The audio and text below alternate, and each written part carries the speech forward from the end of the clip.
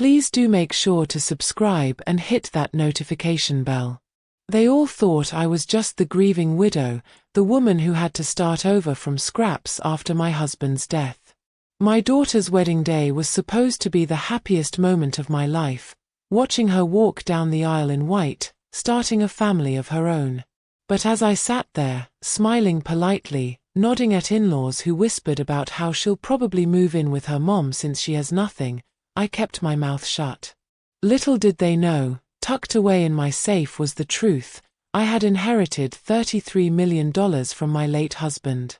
Every glance, every dismissive comment, every sly look from my daughter's new in-laws who assumed I was broke only sharpened the secret I carried. I was waiting for the moment to use it. Not out of kindness, but out of vengeance. Because this wedding wasn't just a celebration of love, it was a stage, and I had the power to rewrite the script. They underestimated me. That was their first mistake. And I never forgive mistakes. I remember the smell of lilies in the church, the hush of voices as the organ began to play, and the sight of my daughter, my sweet little girl, glowing as she took her first steps down the aisle. My heart should have been bursting with joy. Instead, it burned with something far darker. Because as I sat in that pew, dressed in a modest navy gown, her future in-laws leaned in behind me and whispered things they thought I couldn't hear. She doesn't have much, does she? Poor thing. I guess that's why she stays so quiet. I kept my eyes forward, lips pressed into a smile, and hands folded neatly on my lap. If only they knew. If only they realized the fortune sitting silently in my possession, untouched and waiting. But silence is a weapon. And I wield mine better than anyone. That day, I decided I wouldn't remain silent forever. No, I would use my inheritance not to bless them, but to test them. To expose every greedy hand, every false smile, every whispered insult. They would choke on their arrogance, and when the truth came out, I would stand victorious. Not as the forgotten widow, but as the woman who owned every piece of this game. The wedding was beautiful. The lies around me were uglier. And I was ready to break them. The reception hall glittered with chandeliers, the sound of clinking glasses and laughter rising above the music. My daughter danced in her white gown, her new husband holding her close, while the families mingled at round tables draped in gold linens. I sat quietly, sipping champagne, my eyes scanning the room. I didn't have to wait long before the whispers turned into bold conversation. Her new mother-in-law, a woman with pearls strangling her neck and a smile too wide to be real, leaned toward me. "It must be such a relief," she said sweetly, though her eyes glittered with something sharper. "Your daughter marrying into security, I mean. Since, well, you've had it rough, haven't you?" I tilted my glass, swirling the champagne. I didn't blink. "Yes," I said calmly. "It's been an adjustment." Her husband, red-faced from too much wine, chuckled. "Well, don't worry. We'll take care of her. Our family always provides. She won't need to run back to you for support." Support. That word clanged in my ears like a dull bell. I smiled, small, polite, deadly. "How generous of you," I replied. They thought they had me pegged, the poor widow, helpless, grateful, invisible. They didn't see the way my fingers tapped the stem of the glass, counting down in my head. Because I knew, greed always reveals itself in time. And right on cue, the bride's sister-in-law leaned in, lowering her voice. "So, did you manage to contribute much to the wedding? I know how hard things must be." There it was. The jab. The test. I pressed my lips together to hide the smirk forming. They had no idea I had written a check large enough to cover the entire wedding, but kept it locked away. No, instead, I let them believe I gave nothing. Because that's how you see the truth in people. Starve them of what they want, and watch them devour each other. I raised my glass, taking a slow sip, then set it down. I gave exactly what was needed, I said, my voice measured, laced with venom. And nothing more. The silence around the table was sharp. I could feel their confusion, almost like a chill in the air. Inside, I smiled. This was only the beginning. The weeks after the wedding were a performance, and I played the quiet audience member, sitting back while the new in-laws revealed themselves. It began with the little things. An invitation to family brunch, where the conversation always turned, somehow, to finances. The groom's mother gushing about the new vacation home they wanted in Italy. The father sighing about business losses that could easily be solved with just a little help from family. Then came the comments about my daughter. She'll need to get used to our lifestyle. She should think about quitting her job. After all, she married into security now. Each word was like acid, and my daughter, my sweet, naive daughter, smiled through it, trying to please them, believing their poison was love.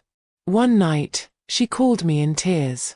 "Mom, they keep saying I shouldn't worry about money. But then they asked if you could pitch in for the down payment on their new property. They said, it's the least you could do, since they've accepted me into the family." I nearly laughed. The least I could do. That night, as I stood by my bedroom window staring at the city lights, I pulled out the sealed envelope from my desk drawer. Inside, a cashier's check sat neatly folded, the full cost of the wedding, written and signed by me weeks before. I had torn up the second copy I almost gave them. They thought I was broke. They thought I was powerless. And that mistake would cost them everything. The next brunch, I came prepared. I wore black, simple, elegant, and intimidating. I arrived early and placed a slim leather folder beside my champagne flute at the table. The groom's mother eyed it immediately, her greed sharp as a knife. "Oh, is that?" "Yes," I said smoothly, cutting her off. "It's exactly what you think." Her eyes widened. The father leaned forward. My daughter looked confused, nervous. I let the silence grow heavy before I opened the folder, slowly, deliberately, and slid out the check. The paper gleamed under the chandelier. $33 million, I said softly. My inheritance. My late husband left it to me. And I haven't touched a cent. Gasps. Disbelief. My daughter's hand flew to her mouth. The in-laws leaned forward, practically salivating. But I wasn't done. I tucked the check back into the folder and snapped it shut. "And just so we're clear," I continued, my voice ice, "not one penny will ever go to greed. Not 1 cent will ever feed the entitled. If you think marrying into your family gave you leverage over my daughter, you were wrong. This money is for her future, not yours." The silence was so deep you could hear forks clatter on plates at nearby tables. For the first time, the groom's mother had nothing to say. I raised my glass, savoring the power I held, and whispered, "Consider this your warning." The silence after my reveal didn't last long. Greed never sleeps, it festers, it claws, it invents new ways to survive. 2 weeks later, I got the call. It was my daughter, her voice trembling. "Mom, they want us to invest in a family business. They said it'll be good for me and my husband. They hinted you could help." I smiled coldly. Of course they did. I had expected this. Desperation has a way of making fools bold. That weekend, they invited me over for dinner. Their home was lavish, but not tasteful. The kind of place that screamed of money spent quickly and foolishly. A chandelier that didn't match the furniture. Gilded frames for cheap art. And the smell of desperation in every corner. The table was set for 6, and as I sat down, I noticed how carefully the father-in-law positioned a thick stack of business papers beside his wine glass. "Glad you came," he said, his grin too wide. "We've been talking about something exciting. A new investment. A sure thing." I didn't answer. I simply sipped my wine, letting the silence drag until he grew uncomfortable. The mother-in-law jumped in. Yes, a golden opportunity. We thought, with your inheritance, you might want to be part of the family venture. It's for the future, after all. Their eyes glittered with greed. My daughter looked torn. My son-in-law avoided my gaze. That told me everything I needed to know. Finally, I placed my napkin neatly on the table and leaned forward. Do you know what I see when I look at you? They froze. I see vultures. Circling. Waiting for someone else to die so you can feed. Their faces darkened, but I didn't stop. You invited me here to trap me. To guilt me. To rob my daughter of what's rightfully hers. You thought I'd be weak.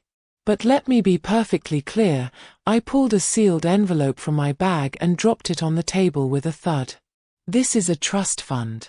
Every cent of the $33 million is locked here. Accessible only to my daughter. Not to her husband. Not to in-laws. Not even to me. My daughter gasped, tears spilling down her cheeks. Mom. The in-laws' faces turned the color of ash. The father reached for the envelope, but I snapped it back, slipping it into my bag before his fingers could touch it.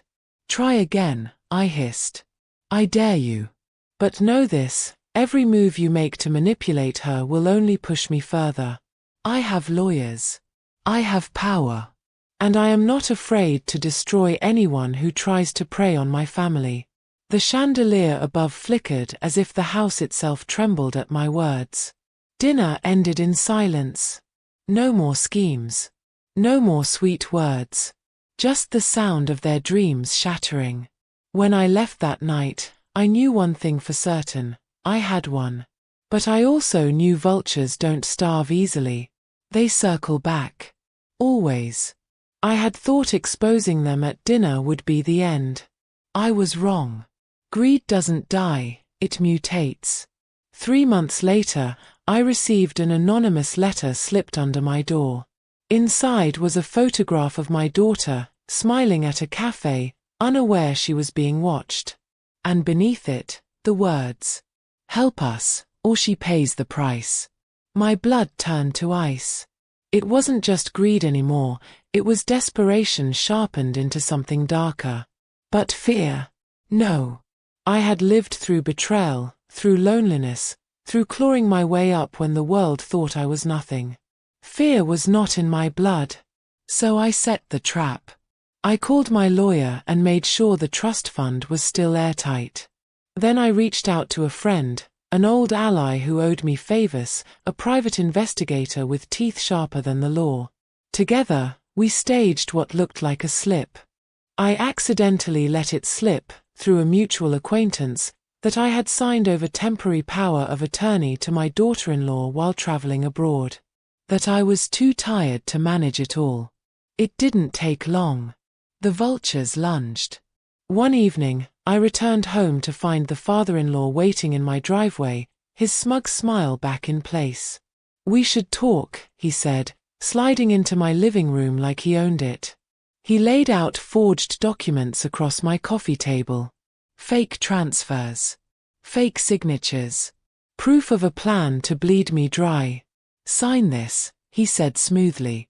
"No one has to get hurt." And just as he reached for his pen, 3 men stepped out from the shadows. My investigator. 2 police officers. Cameras hidden in my living room lit up with red recording lights. The color drained from his face. What is this?" "This," I said, my voice steady as a blade, "is your end." The police cuffed him before he could bolt. His wife, his son, their whole parasitic network, they were all caught in the net. Fraud, blackmail, extortion, it was over. My daughter stood in the doorway, tears streaming. "Mom, you knew they'd try again." I pulled her close. "Vultures circle, baby." But I built the fire they flew into.